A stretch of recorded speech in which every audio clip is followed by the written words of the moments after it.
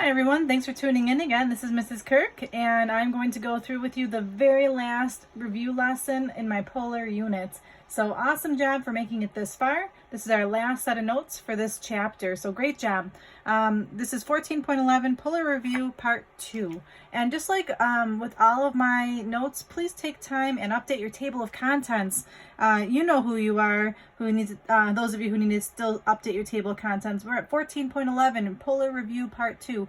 You want to have a good table of contents going into calculus next year. You're going to need to refer back to these notes during some of those units. So update that table of contents today, please.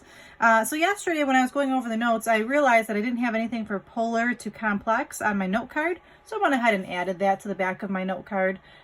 So again, if you need to pause the video and add that to your note card, please do so.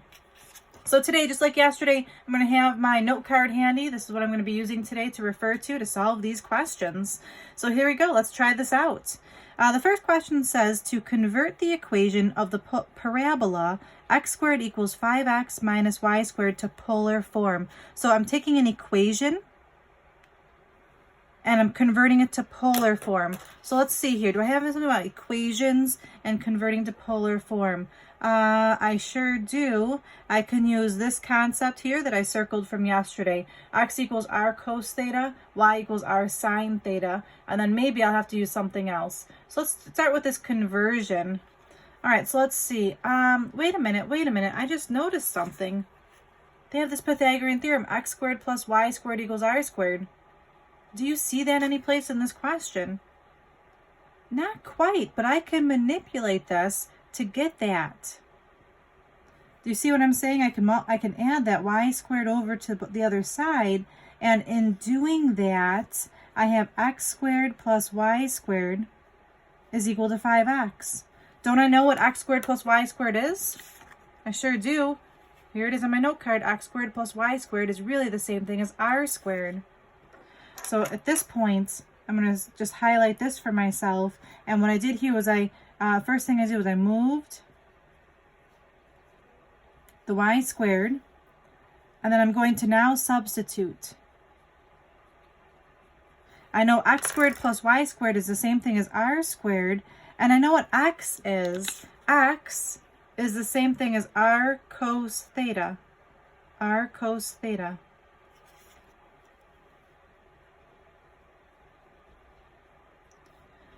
Now what do I do? I need to go ahead and take this and somehow solve this for r. So my goal right now is I'm trying to solve for r.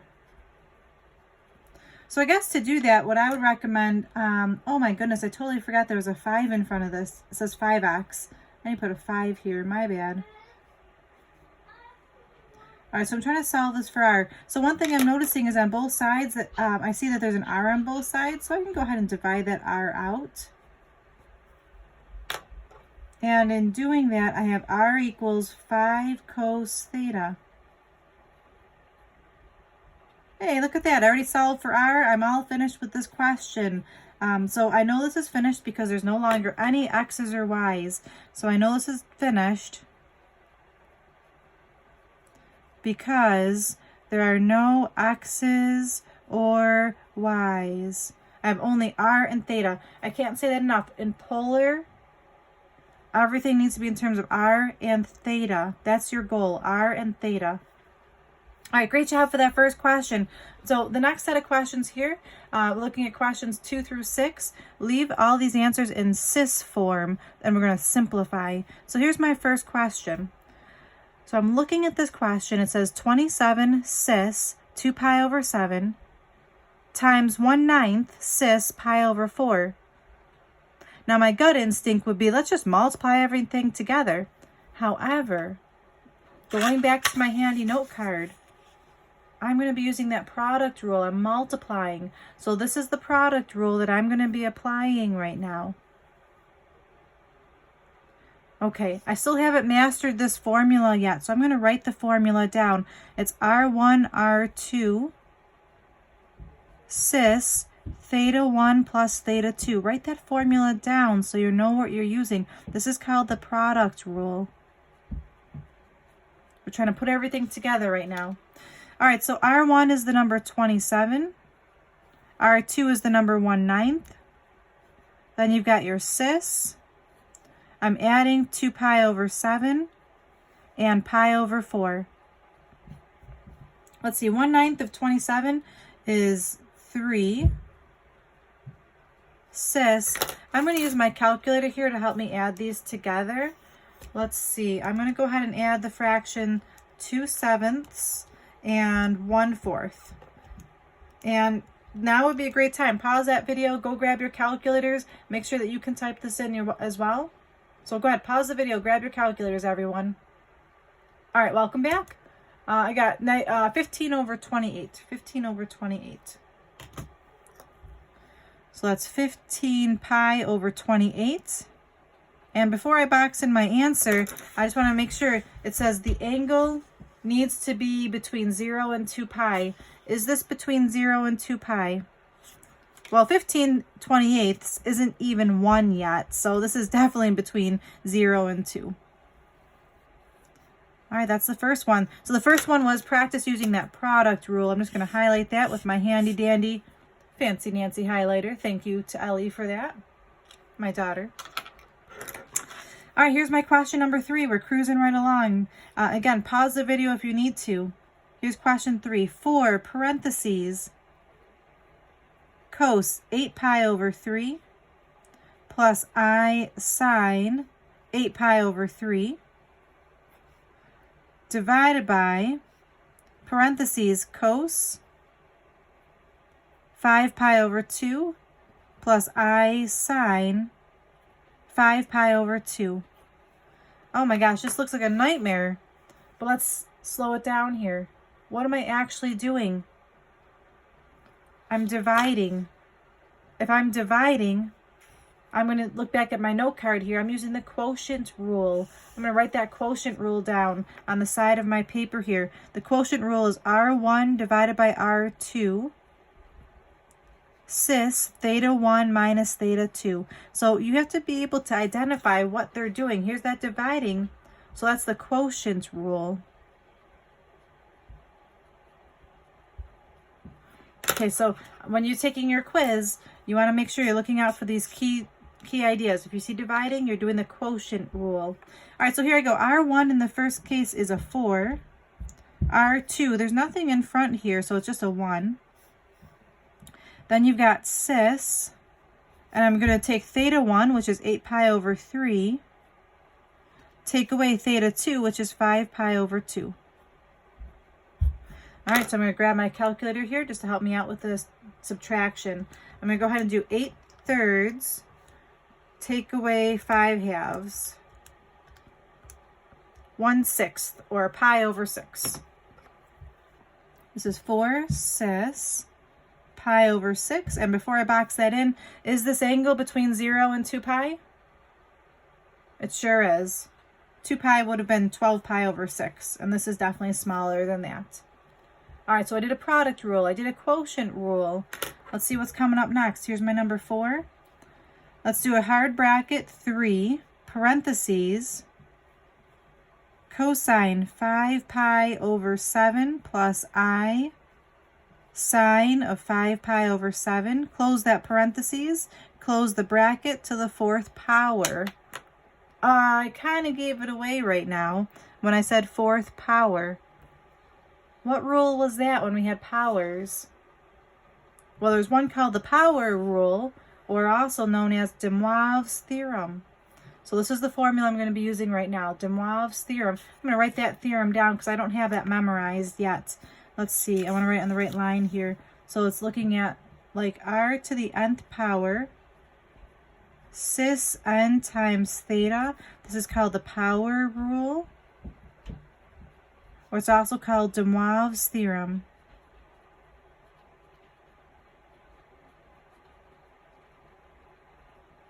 And again, I'm writing these things on the side so that when you take your quiz, it can help you identify, what kind of question this is and what procedure to use.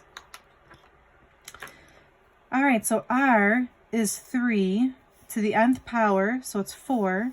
We got cis, n is 4 times theta, 5 pi over 7. All right, so I'm going to use my calculator to help me out here. I know 3 to the 4th is really 3 squared times 3 squared. So 9 times 9 is 81. Then we got cis. I just need to figure out what 5... Actually, I know what this is, but we'll just use my calculator anyways. 4 times 5 sevenths. I could have just done 4 times 5, so 20 over 7. So 20 pi over 7. And before I box it in, I just have to make sure, is this number between 0 and 2? And this time it is not, because I know 14 sevenths is 2. This is bigger than 14 sevenths. So what do I do to make this smaller? You subtract 2 pi to make it smaller. Remember, all your answers need to be between 0 and 2 pi. If it's not, you have to subtract that 2 pi. Let's see. So I've got 20 sevenths. I'm just going to take away 2. I get 6 sevenths. So I've got 81 cis 6 pi over 7. And I can stop right there. All right, so just again, we've done a product rule. We've done a quotient rule. We've done a power rule. You guys are doing a great job. Here's my number 5. Let's try this one. Let's do 30 parentheses cos 9 pi over 7 plus I sine 9 pi over 7 divided by 6 cis 11 pi over 6. Okay, so looking at this, can you identify what this is? Good, I see that there's division. So division is that quotient rule again. I wrote the quotient rule up here in question number 3. So I'm just going to copy that quotient rule down. It's R1 divided by R2. Cis theta 1 minus theta 2. All right, so in this question, R1 is 30. R2 is 6. You got your cis. Theta 1 is 9 pi over 7. Take away 11 pi over 6. Now, don't get overwhelmed because this one is written in an expanded form and this one is in this condensed form. They both mean the same thing. I hope you've made that connection. These both mean the same thing with that cis idea. All right, so I just need my calculator to do the subtraction here. So I need 9 sevenths. Take away 11 sixths. Whoops. All right, so I hope you're grabbing your calculator to try that out as well. I get negative 23 over 42. Oh, also I know what 30 over 6 is as well, so I can just go ahead and write that as 5. And that was negative 23 pi over 42. So before I box this in, again, I look over here. Is this between 0 and 2 pi? I would say no, it is not. This is negative. So now what do? If it's negative, how do you make it positive? You add 2 pi to make it positive. All right, so I've got that on my calculator still. I'm going to do adding 2. I get 61 over 42. Not a very nice looking number, but it's definitely a positive number. And I know it's less than 2 because 42, that would be 84 fourth, 40 seconds, and that's smaller than that. So 61 over 42.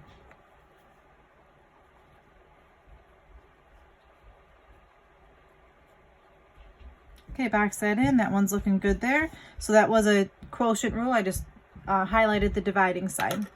All right, 2 more to go. You guys are doing great. The next one is parentheses 3 cis 7 pi over 10 raised to the 5th power. All right, I said it out loud again. Here's a power. We're using the power rule or De Moivre's theorem. I'm going to write that one down. It's r to the nth. Cis n theta. So let's see. This will be 3 to the 5th. Cis 7 pi. Oops. That's okay. 7 pi over 10 times 5. It should have been 5 times 7 pi over 10 just to follow the formula, but they mean the same thing. So let's see. 3 to the 5th, that one I'm not sure of. I'm just going to use my calculator here. 3 raised to the 5th power is 243.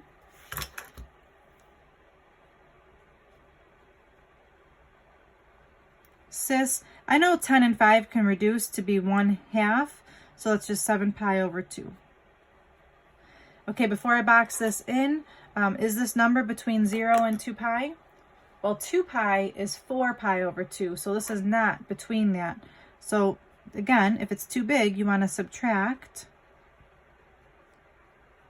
2 pi. So I'm going to use my calculator here. I'll do 7/2, take away 2. It gives me 3/2. 3/2 is between 0 and 2, so that's looking good for me. So the final answer here is 243. Sis, 3 pi over 2. And again, I am going through this pretty quickly, so please definitely take advantage of that pause option on your videos here to make sure you're getting caught up. Last question for today. Here's my number 7. Doing a great job, everyone. Number 7 is -5 parentheses cos 9 pi over 5 plus I sine 9 pi over 5. See, it's really sis, right? Times 2 parentheses cos 7 pi over 6 times I sine 7 pi over 6. All right, so we have to identify what's the operation here. The operation is multiplication. It's that product rule. So back up on top, this is like question number 2. The formula is R1, R2, cis theta 1 plus theta 2. So I'm taking -5 times 2 cis 9 pi over 5 plus 7 pi over 6. That's -10. Cis, I'm going to use my calculator to help me with the adding here. Let's see, 9/5 plus 7/6.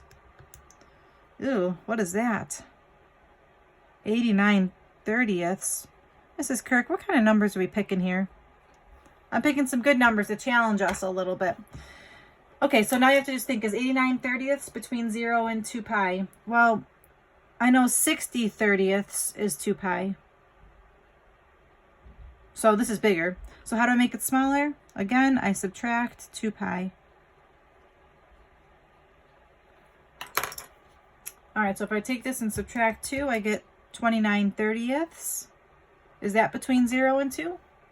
It sure is, because that's not even 1, really. So -10 cis 29 pi over 30. All right, boys and girls, so today's practice was to really just focus on the product rule, the quotient rule, De Moivre's theorem, and then I did one question where you had to convert way back in the very beginning. Thank you so much for tuning in today. Be sure to like the video at the bottom. Leave me any comments. I do read those comments, and update those table of contents, everyone. Your homework tonight is to finish the review sheet from yesterday. So there just should be some questions on the back of that review sheet that need to be finished. Thank you so much again for tuning in. You guys rock, and have a great day. This is Mrs. Kirk. Bye-bye for now.